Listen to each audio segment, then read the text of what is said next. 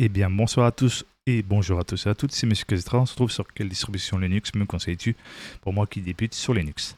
Alors, je vais te présenter Pop! OS, fait par System76, bien évidemment qui est très bien pour plein d'aspects, bien évidemment qui évolue vraiment très bien, qui a des mises à jour régulières.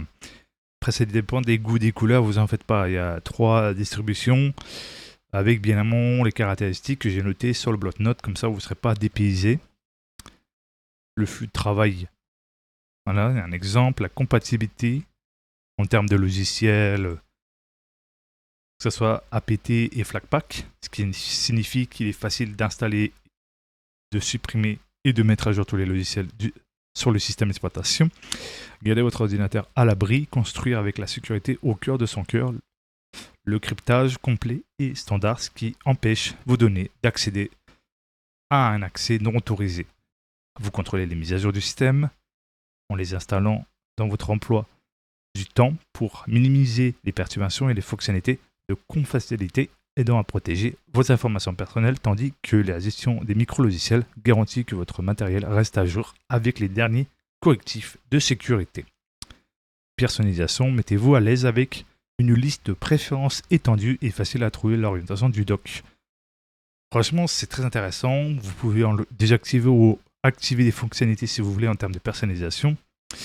Autre caractéristique, vous avez graphique hybride, vous avez jeu, et aussi débarrasser toutes les notifications pendant la durée et détachez-vous des pèlerins car il y a beaucoup d'œuvres à faire. Donc ce jeu Steam, Lutris, GameHub, créant une expérience de jeu incroyable en matière de sélection, de performance, laissez votre bibliothèque de jeux errer librement sur un système d'exploitation. Ils font aussi l'expérience complémentaire, par exemple des matériels fabriqués pour Pop! OS, par exemple, après ce que je vois. En gros, les créateurs de Pop! OS, très intéressant, le témoignage, voilà ce qu'ils font aussi, construire pour la liberté des utilisateurs. Voilà. Très intéressant. Vous pouvez installer, vous faites téléchargement ici. Sélectionnez la version si vous voulez directement ici. Donc vous avez la version PC portable, ici. Donc les instructions, ça vous explique. Ici, vous avez bien évidemment version portable, version bureau, bien évidemment avec ce qu'on appelle tout simplement les drivers NVIDIA avec. Ici, vous pouvez faire même avec un Raspberry, tout simplement. 4. Alors, qu'est-ce que ça... Je vais vous montrer tout simplement sur le bloc-notes. Qu'est-ce que j'ai pu voir, tout simplement.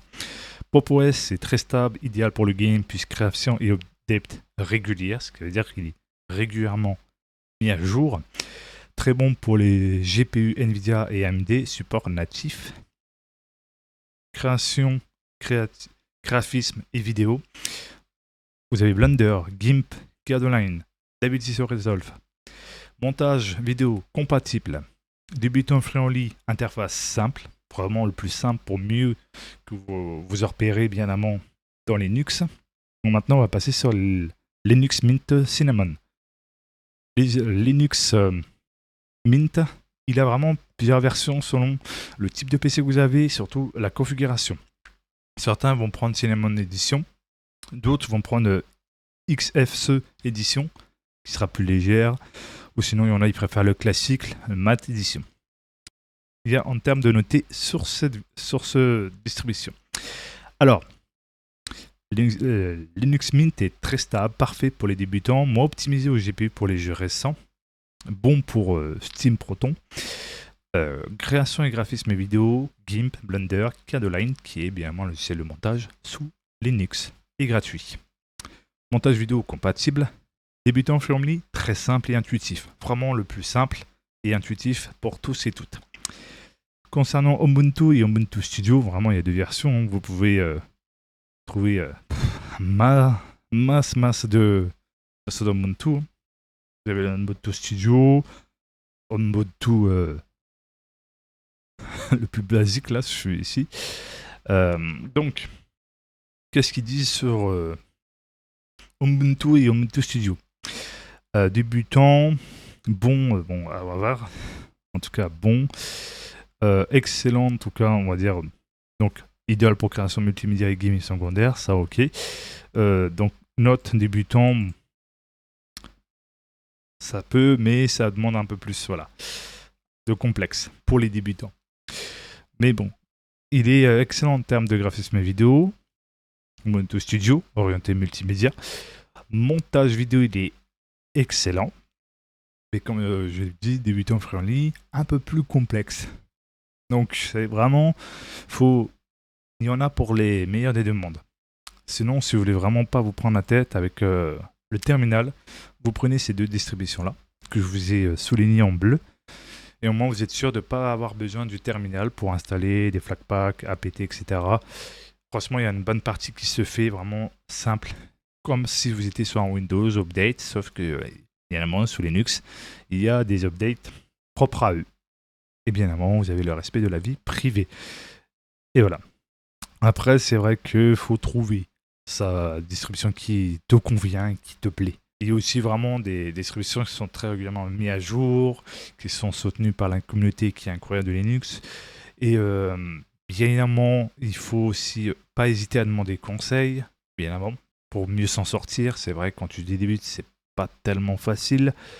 Il y en a qui vont essayer de vous dire ouais, apprends tout seul, mais il y a des gens top, hein, franchement. Faut pas vous adresser à une mauvaise personne. Il y a des très bonnes personnes, comme dans toute communauté, il y a toujours une partie toxique et une partie qui est extrêmement adorable et très compréhensif et qui vous guideront dans Linux sans aucun souci.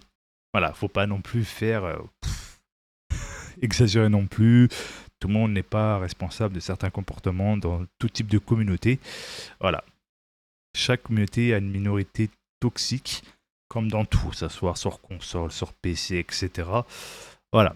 Mais après, dans les dictons, c'est vrai tout il faut faire pour un monde, mais bon, je trouve ça un peu dégueulasse de ne pas aider un peu les débutants et débutantes, sachant que c'est notre passion en fait, et on a toujours rêvé d'être passionné et d'aider les autres. Je sais pas, t'es passionné, tu aides. Voilà, ça coûte rien, 0 €. C'est pas comme si tu devais de l'argent, voilà. Je préfère être honnête avec vous. En tout cas, j'espère que cette vidéo a pu vous donner un choix. Après, il y en a peut-être d'autres distributions comme Basit. Sauf que Basit, certes, il y a pour Nvidia et je dis pas de bêtises, AMD et même des anciens GPU. Sauf que je trouve qu'il y a des moments d'instabilité et souvent d'écran bleu que j'ai pu rencontrer. Même si c'est vrai qu'il est quand même assez bon en termes de compatibilité et franchement on arrive à jouer à des jeux. Après c'est vrai ce qui est recalcitrant c'est surtout les anti-cheats de certains jeux très stricts qui fait que bien évidemment vous n'aurez pas le 100% comme sur Windows, mais vraiment ça évolue hyper vite et vu la communauté passionnée derrière, je peux vous assurer au bout d'un moment Linux sera 100% compatible. Il aura largement rattrapé Windows. Il faut toujours croire la communauté qui travaille d'arrache-pied pour offrir une meilleure expérience sous Linux. Et surtout l'avantage de Linux, pas de télémétrie, pas de trucs d'espionnage, il y a toujours le respect de votre vie privée et surtout fonctionne largement meilleur que Windows, moins de problèmes de mise à jour foireuse comparé à Windows qui a quand même souvent des problèmes de mise à jour foireuse et qui mettent des fois un peu plus de temps alors que la communauté Linux est très réactif sur ce sujet. Si vous avez un problème, ils sont là pour vous aider, comme je le répète encore une fois. Et surtout aussi que franchement, le respect de la vie privée, c'est un tout. Parce que maintenant, aujourd'hui, tout est espionné. Par exemple, tu peux te faire espionner par ton téléphone, tu peux te faire espionner sur ton ordi si tu as Windows installé dessus. Ou pour ceux qui sont sur macOS, vous êtes espionné par Apple, par exemple. Donc, faut être conscient de ça, que c'est vrai que c'est important de respecter, que vos données soient respectées et préservées parce que ça vous appartient qu'à vous et c'est pas l'utilisateur qui doit être responsable de fouetter quelques données alors que c'est souvent ces grandes entreprises qui des fois quand ils ont des fuites de données c'est l'utilisateur qui trinque à cause de bien évidemment des grandes entreprises. C'est pas que forcément une intention d'utilisateur, ça peut être aussi les grandes entreprises, n'importe lesquelles qu'ils soient, que ce soit dans le jeu vidéo ou autre. Donc très important de faire très attention à vous, utilisateurs et utilisatrices, que ce soit PC, console, etc. Ne pas aller sur n'importe quel lien ou truc qu'il faut télécharger sur votre console, etc. Ou même sur PC. Il faut faire attention sur vos téléphones, c'est plein de choses. Voilà, je préfère vous prévenir parce que tout peut arriver à n'importe quel moment. et il vaut mieux être très attentif. L'antivirus, c'est nous, les utilisateurs et utilisatrices, et c'est ça qui compte. Tous les antivirus, voilà, c'est pas non plus les plus meilleurs en soi. Ça aide pour empêcher certains virus, etc. passer, mais il y en a toujours qui passent. Faut pas trop faire confiance aux antivirus. Le seul antivirus efficace, c'est l'humain. Très simple. En tout cas, j'espère que cette vidéo vous a plu. N'oubliez pas de vous abonner, de mettre un pouce bleu, d'activer la cloche de notification et de partager. Et n'hésitez pas à conseiller d'autres distributions pour débutants si vous voulez conseiller d'autres. C'est cool, j'aime bien voir de la conversation sous les commentaires et puis ça permet d'aider. Et surtout, c'est plus les Linux de l'époque, bien évidemment, ça a vachement évolué et ça continuera toujours à évoluer pour que ça soit de plus en plus motivé, peut-être des personnes qui souhaitent bien évidemment quitter tout simplement Windows pour aller sur quelque chose qui conviendra mieux pour eux et plus simple et moins de choses à bidouiller. Comme Windows, il y a pas mal de choses qu'il faut désinstaller, désactiver, etc. Peut-être que bien évidemment Linux ça vous aidera un peu plus et surtout plus intuitif, plus simple pour vous sans besoin de vous prendre la tête. Après voilà, il y a différentes distributions qui demandent vraiment un petit peu du terminal, d'autres quasiment pas du tout ou voire même très peu. Donc en vrai franchement tout pour le demande. Ciao, bye bye.